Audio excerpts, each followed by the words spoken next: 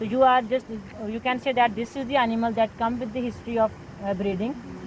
5 months ago or 6 months ago, why the farmer is here at the clinics with his animal right now? Because he is concerned about the physical changes that are related with the advanced pregnancy. That's why he or she is here. Or maybe this can be the case of prolonged gestation. The farmer can come with the history that I was expecting my cow is pregnant and it is the 9th month of gestation, but there are no obvious sign of the advanced pregnancy, and it is taking more, you can say, days, plus 9 months and plus 10 or 15, how many days. So this can be the case of prolonged gestation also. So history can be different. So you are just going to examine the animal as for the pregnancy, because the history is that the animal was pregnant or is pregnant and having the history of breeding, or sometime it is having the obvious history of 3 months ago pregnancy diagnosis, and now it is the 5th or 6th or 7th month, and the farmer is concerned about the changes that are not going to proceed along with the advanced gestation. Okay, so you are just looking for the pregnancy diagnosis. You are going to pass your hand inside the rectum. You are locating the landmark, that is the cervix. You are just checking either the external os is closed or open. Okay, and now you are going to check that either it is fixed or easily movable.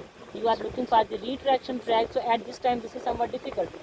This animal is having the easy retraction, it's having some kind of the weight. I can feel that some kind of the weight inside, and it is just, you can somewhat difficult to retract the reproductive tract, and we can say that cervix is fixed, closed, but there is fixation of cervix. And then you can look for the further sign that if it is pregnant, you are looking for the asymmetry in the uterine horns, and you are going to perform the rolling. So rolling is difficult. This horn is easy, and this is not, you can say, it is having some kind of the weight inside. So you can easily make a picture, something is inside the uterus and toward the right horn, because it is somewhat bigger as compared to the left horn when you are palpating them at the same time by holding in the horn. Okay. So now we are more concerned toward the right horn. First we will palpate. If we have no information on the right horn, then we can go toward the left horn. So we are looking for the signs that are related to the pregnancy. Okay, so we will look for if it is the early pregnancy, you know that asymmetry is not clear within first 2 months of gestation. So if asymmetry is very clear, it means that this can be the case of first trimester if it is the healthy pregnancy. Usually it is more pronounced asymmetry just after the 2nd month or 2nd and half month. So asymmetry is pronounced. And if this much difference is the one horn from the other horn, it can be of the 3rd or 4th month also. With the passage of time, the gravid horn will be more larger as compared to the non-gravid. But at a time when it is the, you can say, pregnancy of 5th or 6th month, the both horns can be of the equal size depending upon the movement of the fluid toward the non-gravid horn, plus the fetus is going to descend inside the abdominal cavity. Then you are unable to palpate both horns at a time.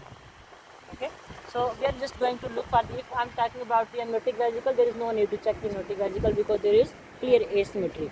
Okay, still if you want to follow standard procedure, you can check that there is no amniotic fluid. If I look for the amniotic fluid, that was, you can say, some kind of a supportive sign. You look for the vibrant or fluctuating or resilience field in the uterine wall with the presence of the water somewhat thin, you can see thinning of the uterine wall.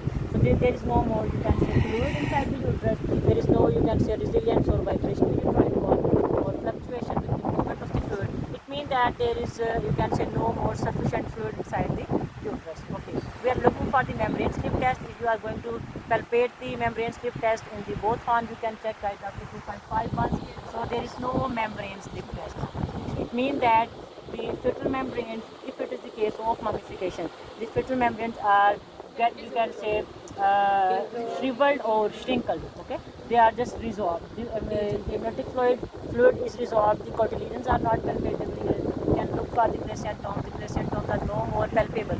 You cannot look for the placentomes. So you have the idea, mummification have the, you can say, involution of the uterine caruncles, the resorption of the amniotic fluid inside the uterus, or the shrinking or shriveling or dryness of the fetal membranes, or you sometimes you can easily say that the uterine membranes get dissolved. More easy to understand. And now you are just looking for the fetus.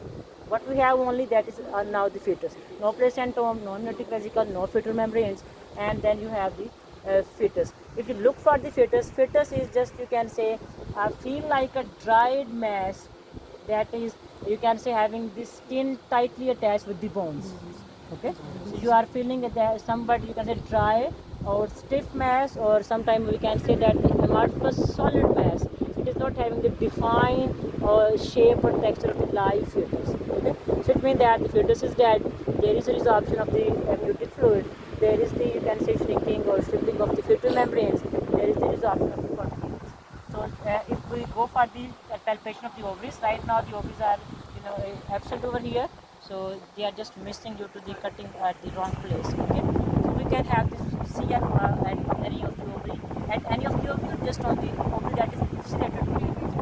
Yes, so you have the, in case of the white, you can look for the CL on the ovary that is insulated to the gland. Okay, so this is just you can say solid amorphous mass that is having no fluid, and just you are feeling the skin is tightly closed over the bones. So how many types of the mummification you have learned? There are two types of mummification. Okay, just for an information, I'm not getting inside the detail. Clinically, we can say that it can be the hematic mummification, or sometime it can be the other thing. Maybe you can. I just forgot the name for the other type. In cattle, it is the hematic mummification. Most of the time in cows, the type of the mummification is the hematic, and it can be capricious one in case of canine, feline, or swine. If we compare the incidence, it is, you can say, you can find the cases of mummification more in swine and small ruminants, but it is less in the cattle and in canine. So you can compare it with other animals on the basis of incidence. So in case of cows, most of the time it is the hematic mummification. When we say hematic mummification, when you look at the fetus, it will having some kind of the you can say exudate that is chocolate color. It is also known as chocolate mummification. So it is somewhat chocolate color, brownish color. The fetus also, or plus the some kind of the, you find the exudate inside the fetus. Okay. So if you have any kind of the question, you can ask right now. What happened inside the uterus, you can get the latest information on Friday. Once we have discussed with all the groups, then we can go for the cutting of the uterine wall, and we can record this video or the pictures for you guys, and then you can compare. Okay, now you just go for the attendance.